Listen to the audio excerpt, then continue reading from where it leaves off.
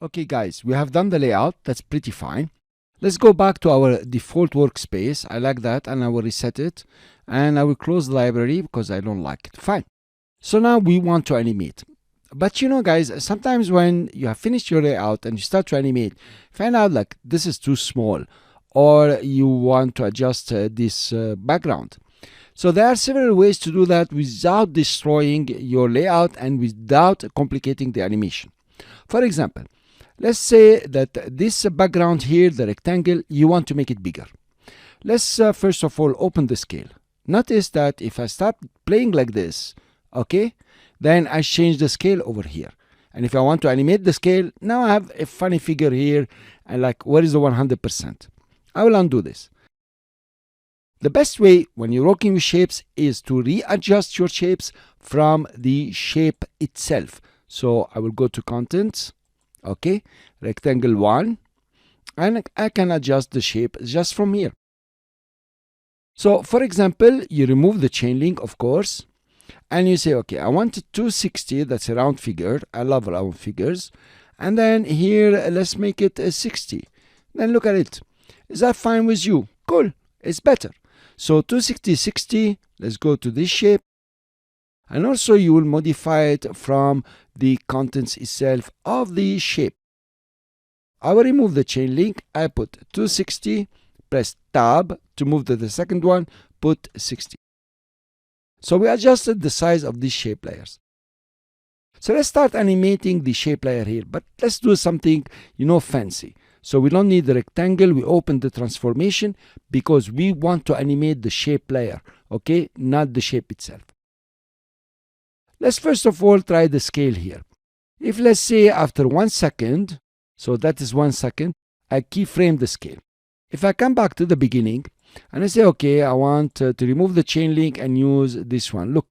Look what's happening. It's totally not interesting to open from the center. Let's change the anchor point and see how it can affect the scale. I press Ctrl and go snap it on the corner, on the left corner in the middle. Now, if I play with the scale, it's opening pretty nicely. That's quite nice. But now there is more. How about if you take the anchor point and press Ctrl and also press Shift. So, you're moving on this line here. Cool.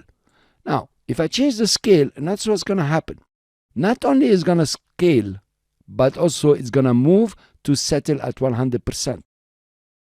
Fine, let's put it at 0 and let's scrap through and see the animation. Pretty cool. Let's see it in normal view. Not bad at all. Of course, it's slow. You can start now because much. Instead of 1 second, let's start at 15 frames. It will give us, less work later on. Now for Tanzania, because we did the animation like this for the background, it's better to animate it with the opacity. I guess I press P, now I press T for opacity, and then I will keyframe it at 100%, come backward and make it 0%.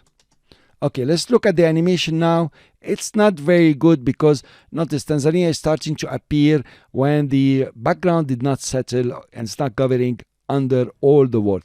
But this is fine. We'll readjust the timing. Let's do the same for here. Let's press Y to get the anchor point tool. Notice the shortcut is Y. And then I'll click, press Ctrl and Shift. That is Command and Shift on the Mac. Make sure I'm over here and take it to the outside. Notice how it's snapping on the border of the composition. Let's go to the next keyframe. That is 15 frames. And we have the background here. We are going to open the scale, of course. We keyframe the scale at 100%. Come to the beginning, remove the chain link, and write 0. Okay, here you are. Let's try our animation. Not bad, it's working very fine. We go to August, and we want the opacity. I'll open T. But now I know exactly how I want to animate. So I'll put it at 0 and keyframe. So I start the animation. Press K to go to the next visible keyframe, and then put opacity at 100%. Here you are.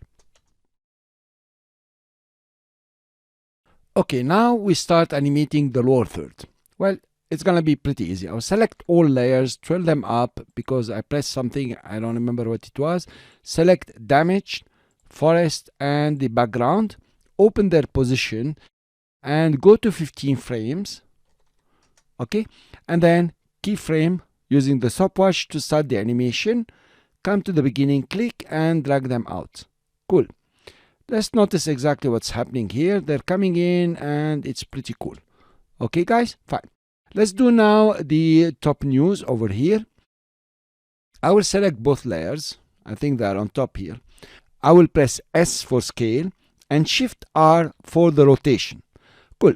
At 15 frames here, I'm gonna just keyframe the scale and the rotation for both of them.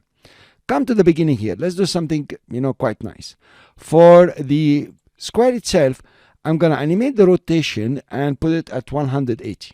Okay, but for the top news, I'm gonna do it at minus 180. As simple as this. And of course, I will reduce the scale to 0 in both of them. Okay, here you are. So if you play the animation now, notice what's happening. They are rotating one, against the other. Watch it. If you want to give it more, for example, you can go for the background here and let's say you give it 360. That is a full rotation. So it jumps to full rotation over here. And notice now one is rotating much faster than the other one. Okay, let's stop here and we press N. Remember to bring the work area under to the timeline indicator. Now let's play all our animation and see, are we happy? Yes. In the next lecture, what we are going to do is to start timing all the layers and make them, quite interesting. Thank you very much for listening. I will see you in the next lecture.